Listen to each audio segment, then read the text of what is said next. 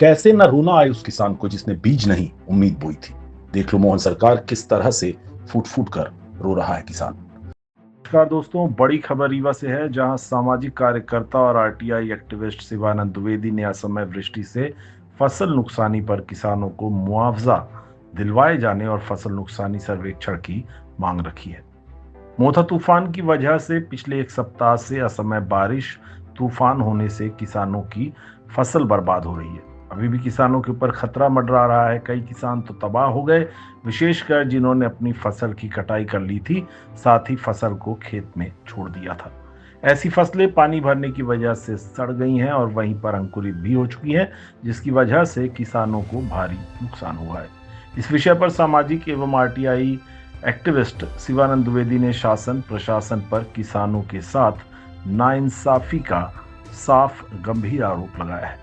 बता दें, शिवानंद द्विवेदी ने कहा कि अधिकारी एसी कमरों में बैठे रहते हैं और जनप्रतिनिधि मात्र पत्राचार कर रहे हैं, लेकिन मौके पर कोई भी अधिकारी पटवारी आरआई खेतों में नहीं आए और ना ही अभी तक फसलों का कोई सर्वेक्षण किया गया। बस एक दो दिनों में बारिश बंद होने और धूप निकलने की वजह से अधिकारी कह देंगे कि कोई नुकसान ही नहीं हुआ और फिर किसानों को इसका भारी खामियाजा भुगतना पड़ेगा। द्विवेदी ने तत्काल फसल का सर्वेक्षण कर किसानों को समुचित फसल नुकसानी का मुआवजा दिलवाए जाने की त्वरित मांग रखी है।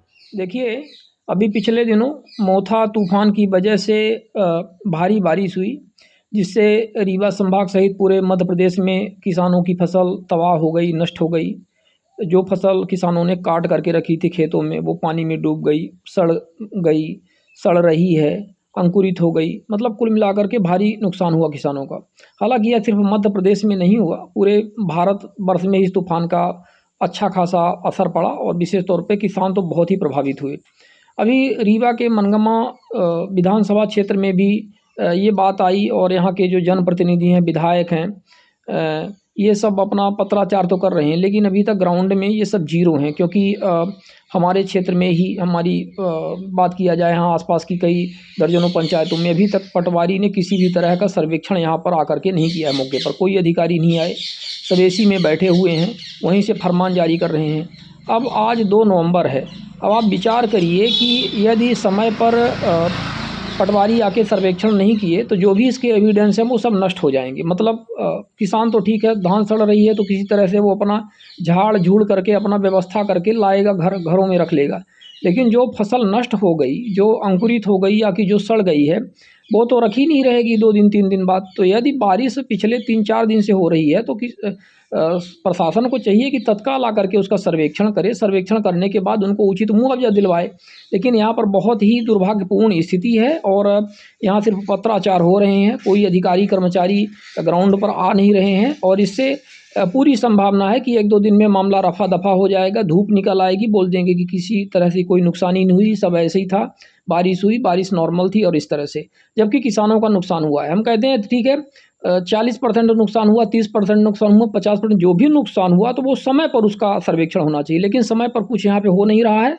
और ये आप देख लेना कि आने वाले समय में ये सिर्फ हवा हवाई इनके पत्राचार ही होकर के रह जाएंगे। हमारे खेतों की फसल का ये तरीका है, इस तरह से पानी भरा हुआ है। अब हम लोग क्या करें? अगर सरकार मेरी मदद नहीं करती है तो मुझे फांसी लगाना पड़ेगा या आत्महत्या करना पड़ेगा, क्योंकि